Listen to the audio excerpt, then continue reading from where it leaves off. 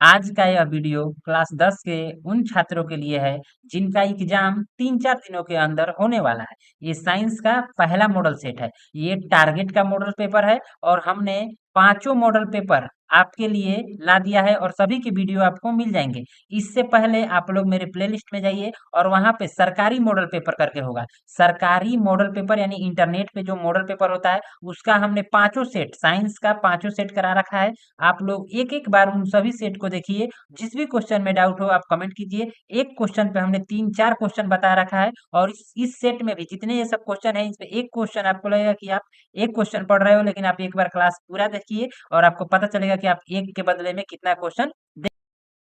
तो आपके सामने ये पहला क्वेश्चन है कि उत्तल दर्पण में आवर्धन, आवर्धन बोला है। एक सेकंड थोड़ा सा हमको साइज को इसको अरेंज करने दीजिए। हाँ, यहाँ पे क्वेश्चन है आपके सामने फिर से कि उत्तल दर्पण में आवर्धन का महत्तम मान। देखिए कौन सा दर्पण है?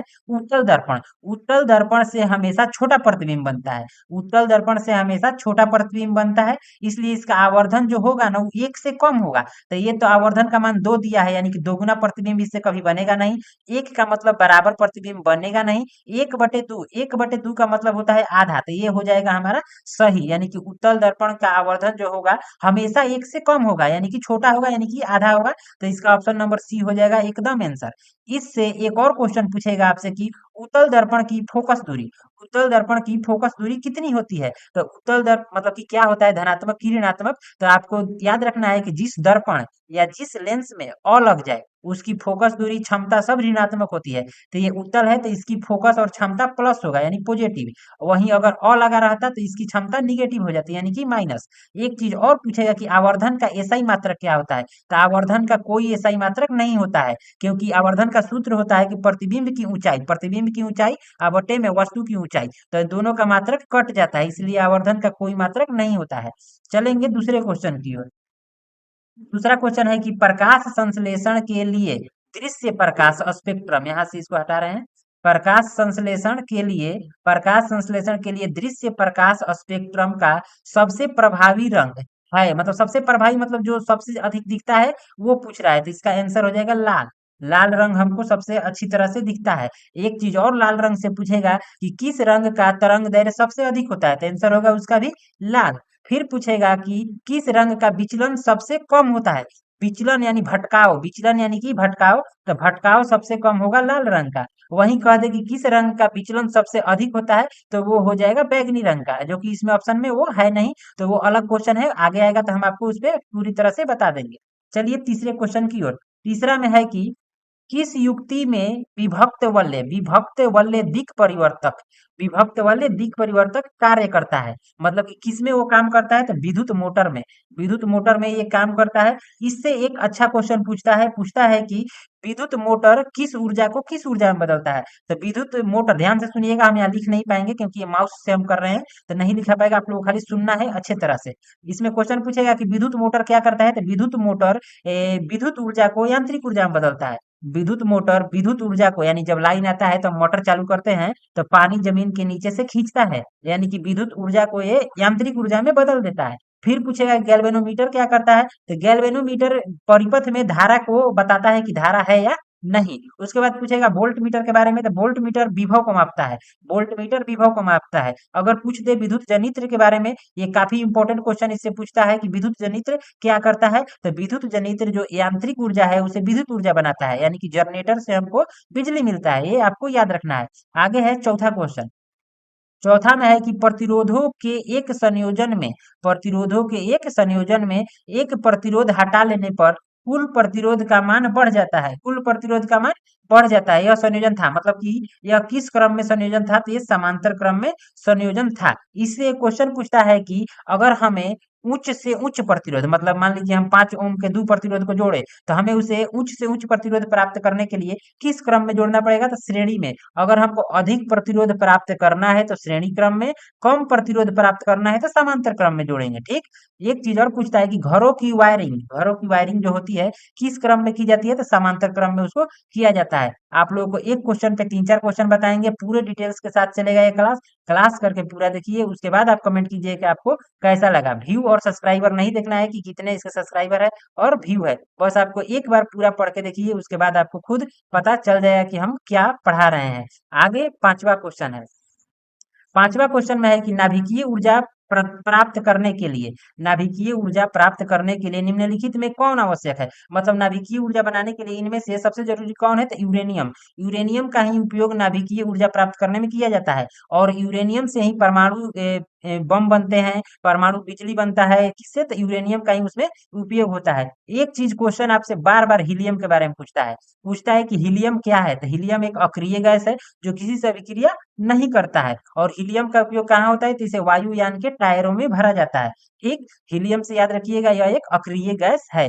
आगे 6 नंबर क्वेश्चन यहाँ देख लीजिए, ऑप्शन अगले पेज पे है। 6 नंबर में है कि निम्नलिखित में से किस लेंस को अपसारी, अपसारी लेंस कहते हैं, तो अपसारी कहते हैं अवतल को, अवतल लेंस को अपसारी, अवतल औ लिख दे रहे हैं, आप समझिएगा कि अवतल लेंस को अपसारी। अपसारी कहने का मतलब कि अवतल लेंस जो है ना, वो किरणों को फैलाता है। ये अवतल लेंस हो गया, इसमें से कोई भी प्रकाश आएगा तो ये फैल जाएगा, एक बिंदु से ये फैल जाता है, तो किरणों को ये फैला रहा है, इसलिए इसे अवतल लेंस को अपसारी लेंस कहते हैं। तो इसका आंसर हो जाएगा अवतल लेंस। हम आपको ऑप्शन दिखा दे रहे हैं,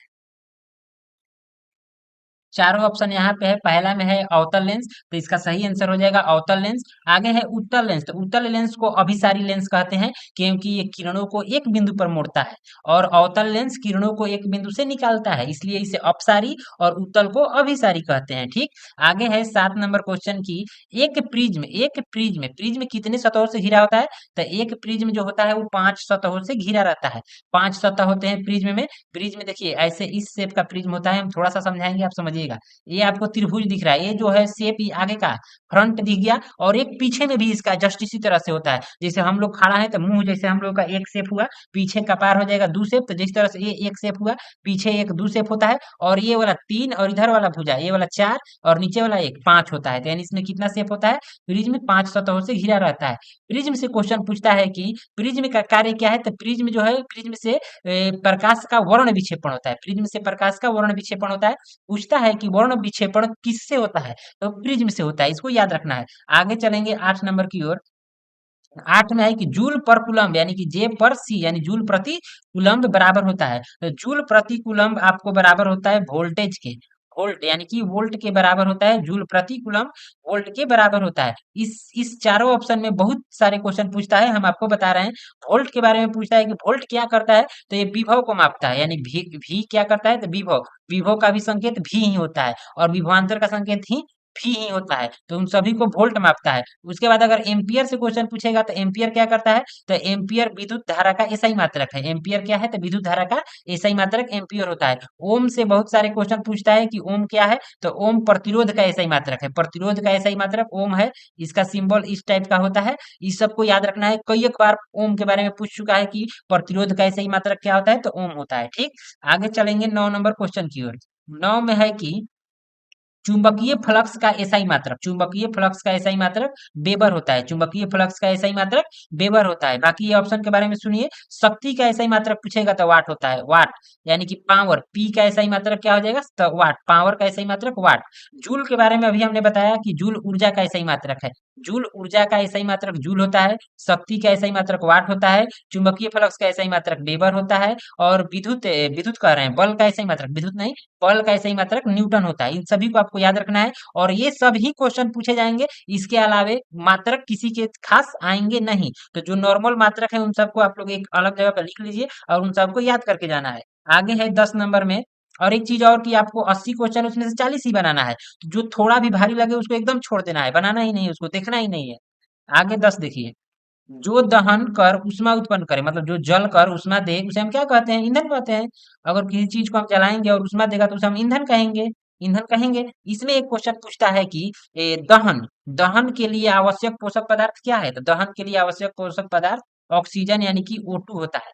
दहन के लिए क्या जरूरी है, तो ऑक्सीजन का होना एकदम जरूरी है। ऑक्सीजन नहीं होगा तो हम दहन नहीं कर सकते हैं, यानी कि आग नहीं लगा सकते हैं। आगे है 11 नंबर में क्वेश्चन है कि किस दृष्टि दोष के निवारण के लिए अवतल लेंस का उपयोग किया जाता है। तो अवतल देखिए क अक्षर का है, 4 अक्षर का ये लेंस है, तो इसका रोग जो होगा 3 अक्षर वाला, यानी कि निकट दृष्टि दोष इसका एकदम सही हो जाएगा। आपको याद रखना है एक छोटा सा ट्रिक कि 2 का 3 और 3 का 4 याद रखना है। मतलब कि अगर आपको रोग है 2 अक्षर का, तो उसका निवारण होगा 3 अक्षर वाला लेंस। अगर रोग है 3 अक्षर का, तो निवारण होगा 4 अक्षर वाला लेंस। जैसे समझिए, अगर कोई कहे कि मुझको दूर दृष्टि दोष है, तो उसको आप चश्मा में कहिएगा कि उत्तल लगाओ, कु त अल 3 अक्षर वाला। अगर वो कहेगा कि मुझको निकट दृष्टि, निकट 3 अक्षर वाला रोग है, तो उसको कहिएगा कि अ व त ल, अवतल यानी 4 अक्षर वाला तुम लगाओ। 2 का 3, 3 का 4 करके आपको याद रखना है। ठीक, आगे चलेंगे 12 नंबर की ओर। 12 में है कि दूरदृष्टि, देखिए यहाँ पे आइए गया, यहाँ पे पूछा है कि अवतल, तो ये हो गया निकट, और यहाँ पे पूछ दिया दूरदृष्टि दोष। दूर में देखिए 2 अक्षर का ये दोष है, तो इसका आंसर होगा 3 अक्षर वाला। तो 3 अक्षर वाला हो गया यहाँ पे उत्तल लेंस, तो इसका आंसर हो जाएगा उत्तल लेंस, ऑप्शन नंबर बी, 12 का बी। आगे चलेंगे 13 नंबर में। 13 में है कि लघु पथन के समय परिपथ में विद्युत धारा का मान बहुत अधिक बढ़ जाता है, बहुत अधिक बढ़ जाता है। ऑप्शन नंबर इसका सी हो जाएगा एकदम सही, 13 का सी हो गया। चलेंगे 14 नंबर क्वेश्चन की ओर। आगे है 14 नंबर क्वेश्चन की, कैगा नाभिकीय विद्युत संयंत्र किस राज्य में स्थित है। कैगा नाभिकीय विद्युत संयंत्र के बारे में पूछ रहा है, तो ये कर्नाटक में आपको है। इसका 14 का ऑप्शन नंबर बी हो जाएगा एकदम सही। 15 नंबर क्वेश्चन है कि हजामत, हजामत यानी कि दाढ़ी बनाने के बारे में पूछ रहा है। हजामत जो कि दाढ़ी शेविंग होता है, उसके बारे में पूछ रहा है कि हजामत बनाने के लिए प्रयोग किया जाता है। मतलब हजामत बनाने में किसका उपयोग किया जाता है, तो हजामत बनाने में अवतल दर्पण का उपयोग किया जाता है। हजामत के जगह पे दाढ़ी बनाने भी पूछ सकता है, तो उसमें हो जाएगा अवतल दर्पण। लेकिन कहते हैं कि चेहरा देखने में किस दर्पण का उपयोग होता है, तो उसका आंसर हो जाएगा समतल दर्पण। समतल दर्पण से कई एक प्रश्न पूछता है, आप धीरे धीरे उन सभी को सुनिए। समतल दर्पण में पूछेगा कि समतल दर्पण की फोकस दूरी कितनी होती है, तो समतल दर्पण की फोकस दूरी अनंत होती है, इसको याद रखना है। फिर पूछेगा कि समतल दर्पण से किरणें कैसे जाती है, तो समतल दर्पण से जिस एंगल पर किरण आएगी, उसी एंगल पर किरण लौट जाएगी। फिर पूछेगा कि अगर समतल दर्पण के सामने कोई 5 फीट का व्यक्ति है, तो उसका प्रतिबिंब कितने फीट का बनेगा, तो जितने साइज का इसके सामने रहेगा, उतने ही साइज का उसका प्रतिबिंब बनेगा। यानी समतल दर्पण में सब सेम होता है। लेकिन एक चीज पूछेगा, कहेगा कि समतल दर्पण के सामने यदि कोई व्यक्ति 10 किलोमीटर प्रति घंटे की स्पीड से दौड़ रहा है, तो दर्पण में उसकी चाल क्या होगी, तो इस स्थिति में उसकी चाल दुगनी हो जाएगी। बस उसकी चाल समतल दर्पण में दुगनी हो जाती है। बाकी जितने साइज का प्रतिबिंब रहेगा, उतने ही साइज का उसका प्रतिबिंब बनेगा। और इसकी फोकस दूरी अनंत होती है। ठीक, समतल दर्पण की फोकस दूरी और वक्रता त्रिज्या अनंत होती है, ये आपको याद रखना है। उत्तल दर्पण से पूछेगा, तो उत्तल दर्पण का उपयोग साइड मिरर में किया जाता है। यानी वाहनों के साइड मिरर में किस दर्पण का उपयोग होता है, तो उत्तल दर्पण का आंसर हो जाएगा वहां पे। लेकिन अभी 15 हजामत बनाने में हो जाएगा अवतल दर्पण, ऑप्शन नंबर बी सही। 16 में है कि निकट दृष्टि में किस लेंस का, मतलब निकट दृष्टि दोष, तो ये पीछे वाला ही क्वेश्चन रिपीटेड है। यहाँ पे निकट दृष्टि दोष में किस लेंस का प्रयोग होता है, तो निकट देखिए 3 अक्षर का है, 1 2 3, तो इसका निवारण होगा 4 अक्षर वाला यानी अवतल लेंस। 16 का ऑप्शन नंबर बी हो जाएगा एकदम सही। आगे है 17 नंबर में की लेंस की क्षमता, लेंस की क्षमता का ऐसा ही मात्रक क्या होता है, तो लेंस की क्षमता का ऐसा ही मात्रक डायऑप्टर होता है। लेंस की क्षमता का ऐसा ही मात्रक डायऑप्टर होता है, इसको याद रखना है। इस कई बार क्वेश्चन ही पूछ चुका है। फिर इसमें है एंगस्ट्रम, तो एंगस्ट्रम के बारे में याद रखिएगा कि प्रकाश की तरंग दैर्घ्य को एंगस्ट्रम में मापा जाता है। यानी कि एंगस्ट्रम प्रकाश की तरंग दैर्घ्य से रिलेटेड हो जाएगा। अगर ल्यूमेन पूछ दे, तो ज्योति फ्लक्स का मात्रक होता है ल्यूमेन, और ल्यूमेन से ही रिलेटेड होता है लक्स। इन दोनों के बारे में पूछने के चांसेस बहुत कम है। पूछेगा तो यही दोनों पूछेगा कि डायोप्टर क्या है, तो लेंस की क्षमता का ऐसा ही मात्रक डायोप्टर होता है। और एंगस्ट्रम क्या है, तो तरंग दैर्घ्य को एंगस्ट्रम में मापा जाता है। ठीक, आगे चलेंगे 18 नंबर पे। 18 में है कि प्रकाश के किरणों के समूह को कहते हैं। यानी प्रकाश के किरणों के समूह को क्या कहते हैं, तो किरण पुंज कहते हैं। ठीक, प्रकाश न लिख के यहाँ पर लिख सकता है कि किरणों के समूह को क्या कहते हैं, तो किरण पुंज कहते हैं। प्रकाश के समूह को क्या कहते हैं, तो किरण पुंज ही कहते हैं। उसको प्रकाश पुंज भी कह सकते हैं, लेकिन प्रकाश पुंज ऑप्शन में नहीं है, इसलिए हमारा आंसर हो जाएगा किरण पुंज। किरण पुंज 3 प्रकार के होते हैं, अभिसारी किरण पुंज, अपसारी किरण पुंज और समांतर किरण पुंज। ये पहले चैप्टर का ही ये सब क्वेश्चन है, तो आपको इन सबको याद करके जाना है। एक है प्रदीप्त और एक है प्रकीर्णन। प्रदीप्त के बारे में सुनिए, प्रदीप्त उसे कहते हैं जिससे प्रकाश निकले। दीप्त पदार्थ 2 प्रकार के होते हैं, एक प्राकृतिक दीप्त पदार्थ, एक कृत्रिम दीप्त पदार्थ। कई एक बार क्वेश्चन पूछ चुका है कि प्राकृतिक दीप्त पदार्थ के उदाहरण क्या हैं, तो उसके उदाहरण होते हैं जुगनू, जुगनू से अपने आप लाइट निकलता है, और सूर्य, सूर्य से भी अपने आप प्रकाश निकलता है। ठीक, ये सब क्वेश्चन हमने बता रखा है। तो अब आगे की ओर हम चलते हैं। 19 नंबर में है कि किसी किसी माध्यम से छोटे छोटे कणों के निलंबन को कहते हैं। मतलब जो छोटे छोटे कण निलंबित होते हैं तो उन्हें कोलाइड कहा जाता है। उन्हें कोलाइड कहा जाएगा। 19 का ऑप्शन नंबर ए हो जाएगा एकदम सही। आगे है 20 नंबर। ओम के नियम निहित है, मतलब ओम का नियम पूछ रहा है कि ओम के नियम में कौन सा फॉर्मूला होता है। तो सभी बच्चों को पता होगा कि ओम के नियम में V बराबर आई आर होता है। V बराबर आई आर, इसी को चेंज करके पूछता है, यानी कि पूछ देगा कि आर बराबर क्या होता है, तो V बटे में आई हो जाएगा। ठीक, आपको वहां पर दिमाग अपना लगा लेना है। बस याद रखना है कि V बराबर आई आर होता है, और वो जिसका भी मान पूछ दे आपको इधर उधर फेंक कर, यानी कि पलट कर मान को भेज कर आपको निकाल लेना है। आगे है 21 नंबर में। 21 नंबर क्वेश्चन है कि विद्युत धारा की प्रबलता, प्रबलता का एसआई मात्रक क्या होता है। तो विद्युत धारा की प्रबलता यानी धारा का मात्रक पूछ रहा है तो एम्पियर होता है। विद्युत धारा की प्रबलता का एसआई मात्रक एम्पियर होता है, जिसे ए से लिखा जाता है, जिसे कैपिटल ए से लिखा जाता है एम्पियर को। इसमें पूछेगा वोल्ट क्या है, तो ये विभव का एसआई मात्रक वोल्ट होता है। कहेगा ओम क्या है, तो प्रतिरोध का एसआई मात्रक ओम होता है। फिर पूछेगा जूल क्या है, तो ऊर्जा का एसआई मात्रक जूल होता है। सभी को याद रखना है, एग्जाम में इससे बाहर आएगा ही नहीं, बस आप एक बार पूरे क्वेश्चन को याद करके जाना। आगे है 22 नंबर कि विद्युत धारा उत्पन्न करने की युक्ति को कहते हैं। विद्युत धारा उत्पन्न करने की युक्ति मतलब कह रहा है कि किससे विद्युत धारा उत्पन्न होता है, तो जनित्र यानी कि जनरेटर से विद्युत उत्पन्न होता है। ये हो जाएगा आंसर, यानी कि विद्युत जनरेटर क्या करता है, तो जनरेटर यांत्रिक ऊर्जा को विद्युत ऊर्जा में बदलता है। ये तो हुआ इसका आंसर।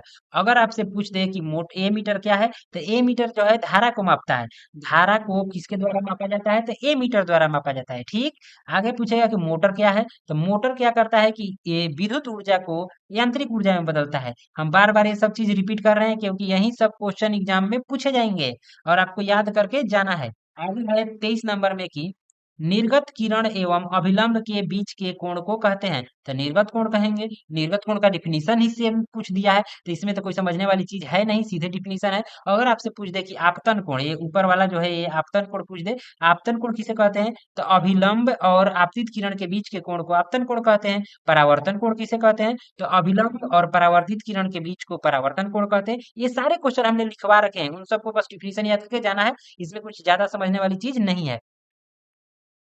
आगे 24 नंबर है कि धारा मापने के यंत्र को कहते हैं। देखिए यहाँ पे आइए गया, ये मीटर हमने यहाँ पे करवाया है और यहाँ पे पूछ ही दिया है कि धारा मापने के यंत्र को क्या कहते हैं, तो आमीटर। धारा मापने के यंत्र को आमीटर कहा जाता है। अगर पूछ दे कि विद्युत धारा का एसआई मात्रक क्या होता है, तो एम्पियर। एसआई मात्रक हो जाएगा एम्पियर और मापा जाता है आमीटर के द्वारा।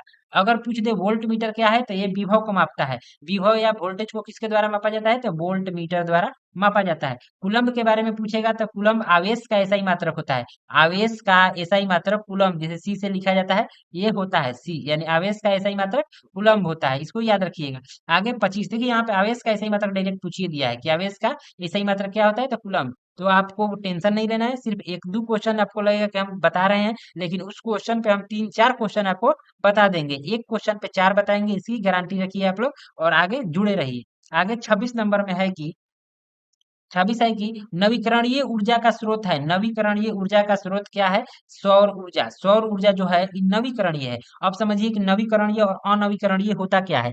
नवीकरणीय का मतलब नया नया, अनवीकरणीय का मतलब पुराना। बस ये नॉर्मल समझने वाला चीज रखना है, ठीक, ज्यादा डिफिनीशन किताबी नहीं याद करना है। याद रखना है कि नवीकरणीय का मतलब नया, अनवीकरणीय का मतलब पुराना। तो जो जो ये कोयले से प्राप्त ऊर्जा है, ये हम लोग अभी थोड़े यूज कर रहे हैं, ये तो कई वर्षों से यूज होते आ रहा है। प्राकृतिक गैस ही तो प्रकृति द्वारा निकलता है, ये भी बहुत पहले से हो रहा है। नाभिकीय ऊर्जा भी पर इसी से रिलेटेड है, लेकिन जो सौर ऊर्जा है इसको हम लोगों ने यानी मनुष्य ने बनाया है। सौर ऊर्जा सूरज के प्रकाश से आप लोग सोलर प्लेट लगा के तब सौर ऊर्जा प्राप्त होता है, तो ये हो जाएगा नवीकरणीय ऊर्जा स्रोत। आगे 27 नंबर में है कि विद्युत बल्ब के फिलामेंट में किस तत्व का उपयोग होता है, तो टंगस्टन। टंगस्टन का कुंडली उसमें होता है, जो बल्ब होता है उसके अंदर टंगस्टन का उसका फिलामेंट बना होता है। अगर पूछ दे नाइक्रोम, नाइक्रोम भी पूछता है, कई एक बार पूछा है कि विद्युत हीटर की कुंडली, जो विद्युत हीटर में जो तार होता है वो किसका होता है, तो नाइक्रोम का होता है, जो कि करंट इसमें देने पर ये गर्म हो जाता है और जिससे खाना बनता है।